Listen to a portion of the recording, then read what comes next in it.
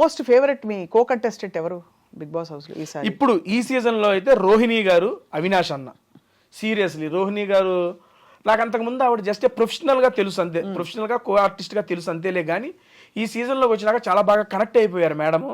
And చాలా అవమానాలు face చేశారు హౌస్లో. వాటన్నిటిని తట్టుకొని నిలబడి ఎవరైతే నువ్వు ఆడలేవు చెయ్యలేవు అన్నారో వాళ్ళ మీద గెలిచి చూపించి మొత్తం అందరికీ ఒక ఇన్స్పిరేషన్గా నిలిచారు. అవమానాలు అంటే ఎలాంటివి? ఫర్ ఎగ్జాంపుల్ మీ దృష్టిలో అవమానం అంటే ఏంటి? నువ్వు ఆడలేవు, నువ్వు చెయ్యలేవు, నువ్వు పరిగెత్తలేవు, you are zero in the game, who are you to ask me. నువ్వు పోయినసారి వెళ్ళి నువ్వు టీవీలో సీజన్లో వెళ్ళి సీజన్లో కూడా నువ్వు కనపడం కూడా కనపడలేదు, నువ్వేం చేసావో అర్థమవుతుందని చెప్పి అన్ని మాటలు అన్నారు ఆవిడని. కానీ అలా మిమ్మల్ని అంటే మీరు హర్ట్ అవుతారా? ఆబ్వియస్లీ హర్ట్ అవుతాం కదండి. అవుతాం, బట్ దాన్ని ఎలా తమాయించుకుంటారు? అక్కడ ఏమని చెప్పుకుంటారు? లేదు అహంకారం ఉండకూడదు, ఎవరన్నా ఒక మాట అన్నా కూడా మనం పడాలి అనే ఒక వ్యక్తిత్వ వికాస పుస్తకం తెచ్చుకుంటారా లోపల?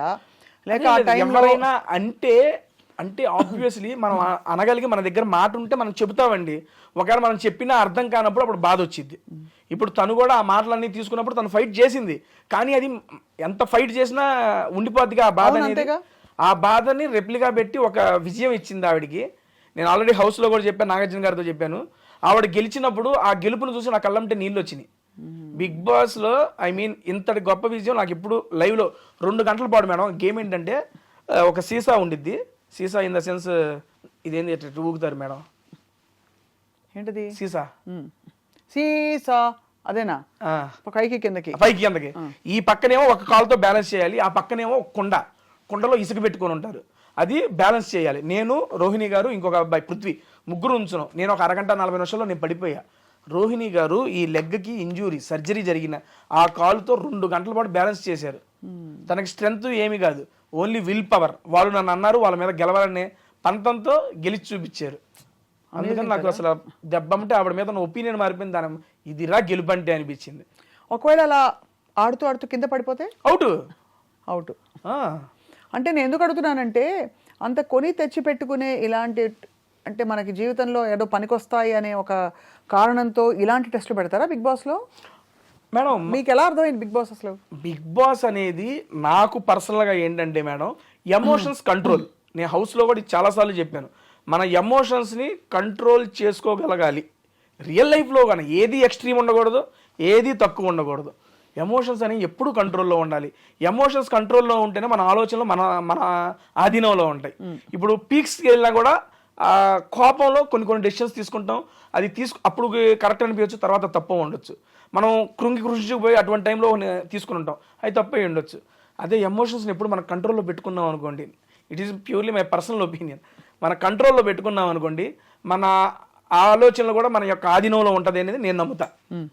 అలాంటి పర్సనాలిటీ డెవలప్మెంట్ గురించి కానీ, మన క్యారెక్టర్ల గురించి కానీ, ఈ రకంగా వీటన్నిటికీ మనం ఏంటి అనేది, ఇప్పుడు ఒక సీజన్కి వెళ్ళిన ఒక బిగ్ బాస్ కంటెస్టెంట్ ఒక జర్నీ చూసేస్తే వాడేంటి, ఎలా ఉంటాడు, ఎలాంటి వాడు అని చెప్పి ఆ వెళ్ళిన వ్యక్తికి తెలిసిద్ది, చూసే జనాలకి తెలిసిద్ది. ఇది పూర్తిగా A to Z. What is Teja అంటే జస్ట్ సీజన్ 7, సీజన్ 8 మనకు కూడా తెలిసిద్ది. ఎందుకంటే మనకు తెలియని సిచ్యువేషన్స్లో ఉంటాం ఇంట్లో. అటువంటి సిచ్యువేషన్లో మనం ఎలా ఆలోచిస్తాం, మన మైండ్ ఎలా ఆలోచించిద్ది, దానికి మనం ఒకవేళ వచ్చిన దాన్ని మనం ఎలా తీసుకోగలం, రిప్లై ఎలా ఇవ్వగలం, వీటన్నిటిని ఏంటి మీ ఈ మొత్తం ఎక్స్పీరియన్స్లో మీరు తెలుసుకున్న, మీరు చిన్నవారే కాబట్టి మీ జీవితంలో మీరు తెలుసుకున్న most important thing in life ఏమిటి తేజ? చెప్పేగా ఈ 3 నేర్చుకున్నాను బిగ్ బాస్. నేను ఫస్ట్ చెప్పే కదా, ఇవి చెబితే చెబుతారులే, నేను రియల్గా ఎక్స్పీరియన్స్ చేసి ఈ 3టిని లైఫ్లో ఇంప్లిమెంట్ చేస్తున్నా. ఒకటి మొహమాట పడకూడదు, అందరినీ సాటిస్ఫై చేయాలని చెప్పి ఎప్పుడు చూడకూడదు.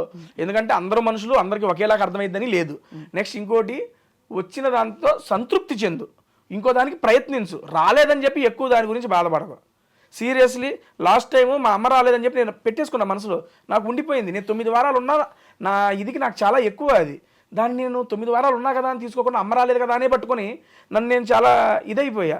అలాగే ఈ సీజన్లో అమ్మ రావాలని ఒకటే పెట్టుకుని అమ్మ వచ్చేసింది. ఇంకా టాప్ 5కి వెళ్ళలేదు, కప్పు కొట్టలేదని పెట్టుకోవాలా, అమ్మ వచ్చింది, చాలు మూసుకో, నీకు ఇది చాలు, ఎక్కువ ఎక్స్పెక్ట్ చేయకు. నాకు నేను చెప్పుకున్నా, ఐఎమ్ ఫ్రీ బర్డ్, చాలా హ్యాపీగా ఉన్నారు. మీ వీడియోస్ కంటిన్యూ అవుతున్నాయా?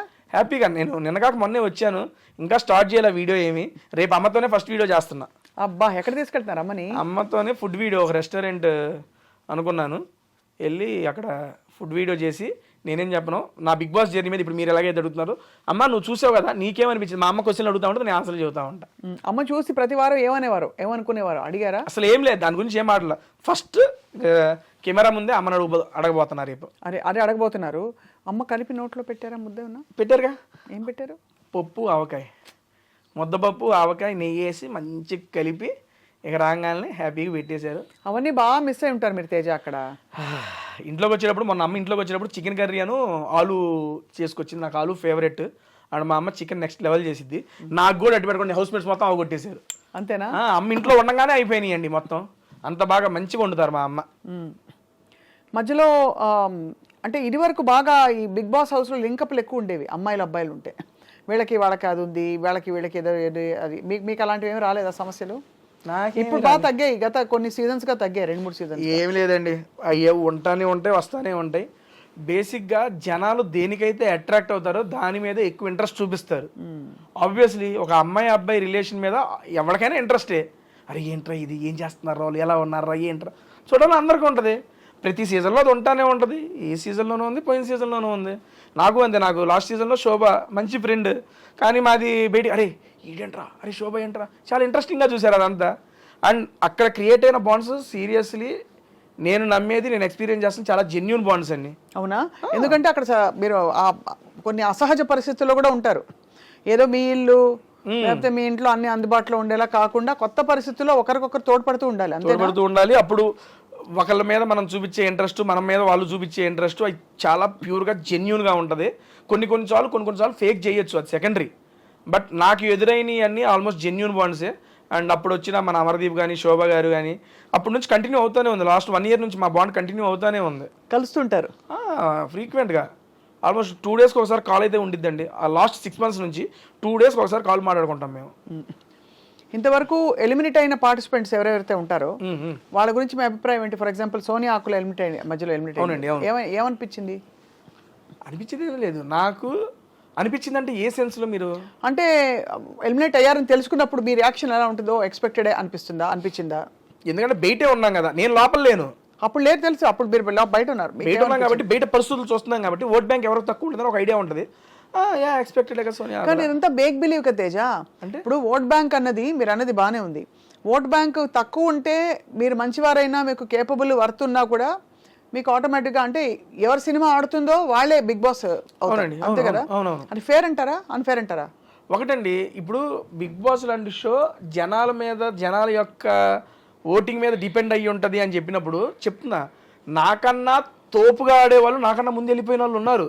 I accept it. అండ్ నాకన్నా తక్కువ ఆడేవాళ్ళు ఇంకా హౌస్లోనూ ఉన్నారు. I accept it. కానీ అదే చెప్తున్నా, ఆడటం అంటే ఓన్లీ గేమ్లు ఆడటం కాదు. బిగ్ బాస్ లోపల అడుగుపెట్టిన దగ్గర నుంచి మనం చూసే చూపు, చెప్పే మాట, చేసే కవలికలో మనం గెస్చర్స్ ప్రతిదీ ఇంపార్టెంటే. ఏ పాయింట్ ఆఫ్ వ్యూలో ఏ మనిషి ఎలాగ జనాలకు నచ్చుతారో మనకు తెలియదు. వాళ్ళకి నచ్చినాలని మేము వీళ్ళని చూడాలి అనుకుంటున్న వాళ్ళని ఇంట్లో అడ్డు పెట్టుకుంటారు. ఇది అవసరం లేదురా మాకు అనగానే లాగి తీసి బయటేస్తారు. అంతే. జనాలకి ఎందుకు నచ్చుతామో మనకు తెలియదు. దానికి లాజిక్ లేదు, ఆల్గోరిథం లేదండి. మీరు మంచితనంగా ఉన్నా మీరు బోర్ కొట్టేయచ్చు. రెబెల్ గా రెక్లెస్ గా ఉన్నా కూడా మీరు బాగున్నారు, నచ్చచ్చు. మీరులా ఉండడం ముఖ్యం. అంతే అంతే. నువ్వులాగుండు, అది జనాలకు నచ్చితే ఉంచుతారు, లేదా లాగి బయటేస్తారు.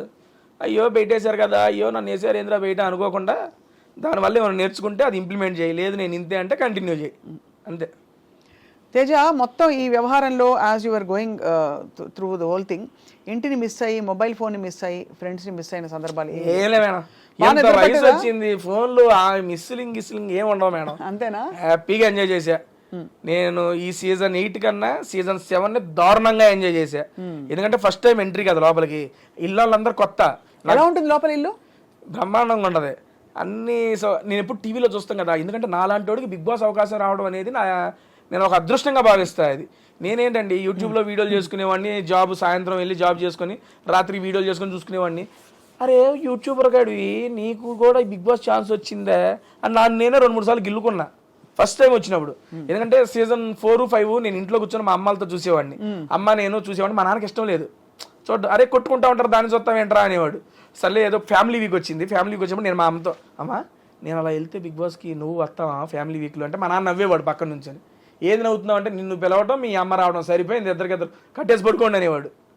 సరదాగా సాగిపోయింది. అటువంటిది 4 years తిరిగేపాటికి 3 years అయ్యేపాటికి నిజంగా నేను బిగ్ బాస్ హౌస్లో ఉన్నా. అదే కదా, ఆ, డబ్బులు బాగా ఇచ్చారా? మంచిగానే ఇచ్చారండి. I'm very satisfied. మనకి వర్త్ వాళ్ళు ఇచ్చిన దానికి నేను డబ్బులన్నీ ఏం చేశారు తేజ?